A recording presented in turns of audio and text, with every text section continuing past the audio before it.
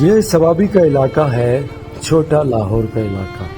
یہاں سے اگر آپ آگے جائیں تو چھوٹا لاہور کی باقاعدہ جو ایک سرحد ہے وہ شروع ہو جاتی ہے. یہیں سے تقریباً 1000 سال پہلے یہ خطہ ہندو شاہی سلطنت کے زیر اثر تھا.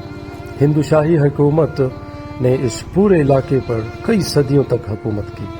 ان کے دور میں مندروں کی تعمیر، زرعی نظام، مقامی بستیاں ترقی کرتی رہی. آج بھی سوابی اور اس کے گرد و نواح میں بعض قدیمی آثار اس دور کی یاد دلاتے ہیں، جیسے ہنڈ کا علاقہ ہے، اور اس کے علاوہ بہت سارے رانی گھاٹ اور مختلف ایسے علاقے ہیں. 11ویں صدی میں سلطان محمود غزنوی نے ہندو شاہی سلطنت کو شکست دی. اس کے بعد اسلام اس پورے خطے میں مضبوطی کے ساتھ پھیلا. مختلف علماء کرام نے یہاں پر آ کر دین اسلام کی تعلیمات عام کی، جن کی بدولت یہاں پہ جو مقامی لوگ تھے انہوں نے اسلام کو قبول کیا. اس کے بعد یہ علاقہ مختلف ادوار میں غوری سلطنت، دہلی سلطنت اور بعض اعضاء جو ہے مغل سلطنت کا حصہ رہا. مغل دور میں سوابی اور چھوٹا لاہور زراعت، تجارت اور قافلوں کے قیام کے لیے اہم مقام بن گئے تھے. مغل حکمرانوں نے اس خطے کے راستے کو محفوظ بنانے کی بہت کوششیں کی تاکہ کابل اور لاہور کے درمیان کا جو سفر ہے وہ آسان ہو. یہی وہ راستے تھے جہاں سے وہ گزرا کرتے تھے. 16ویں صدی میں یوسف زئی جو پشتون قبائل ہیں اس علاقے میں آ کر آباد ہوئے. انہوں نے مقامی سماجی، ثقافتی اور جو قبائلی نظام ہے اس کو مضبوط کیا. آج بھی سوابی کے بیشتر علاقوں میں یوسف زئی پشتونوں کی شناخت رکھتے ہیں. ان کی روایات، مہمان نوازی اور جرگہ سسٹم جو ہے اس خطے کی بہت بڑی پہچان ہے.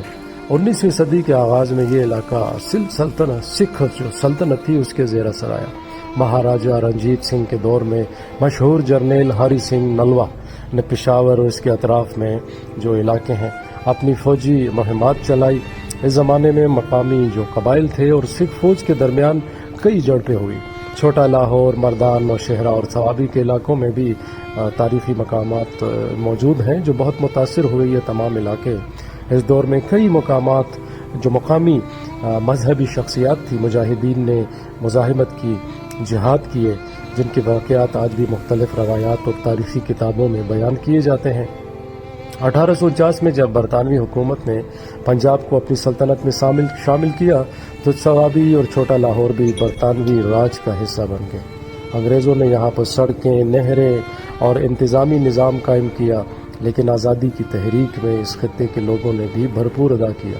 برطانوی دور میں تعلیم کو بہت ترقی ملی، فروغ شروع ہوا، بازار آباد ہوئے اور زرعی نظام جو ہے بڑا بہتر ہوا.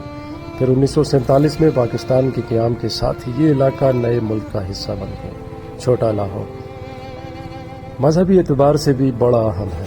یہاں پر کئی مساجد، مزارات اور دینی مدارس موجود ہیں، جبکہ آس پاس کے علاقوں میں بعض قدیم مندروں اور آثار قدیمہ کے نشانات بھی ملتے ہیں جو اس خطے کی قدیم تہذیبوں کا حصہ ہے. یہ علاقہ ہمیشہ سے زراعت کا مرکز رہا ہے. گندم، گنا، مکئی، تمباکو اور مختلف پھل یہاں پر اہم پیداوار ہیں.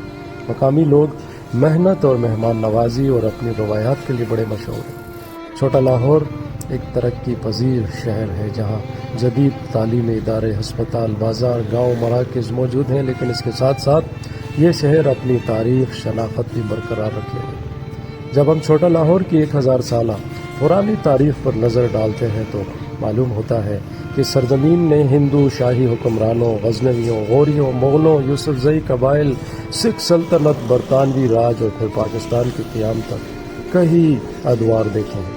ہر دور نے اس علاقے کی ثقافت، زبان، رسم و رواج اور شناخت پر اپنا اثر چھوڑا ہے. آج بھی اگر آپ چھوٹا لاہور کی گلیوں، قدیم مقامات، قبرستان، مزارات اور تاریخی راستوں پر چلیں تو آپ کو محسوس ہوگا کہ یہ زمین صدیوں کی کہانیاں اپنے اندر سموئے ہوئے ہیں. یہی وجہ ہے کہ چھوٹا لاہور صرف ایک شہر نہیں بلکہ خیبر پختونخوا کی ایک زندہ تاریخی داستان ہے جسے جاننا اور آنے والی نسلوں تک پہنچانا ہم سب کی ذمہ داری ہے.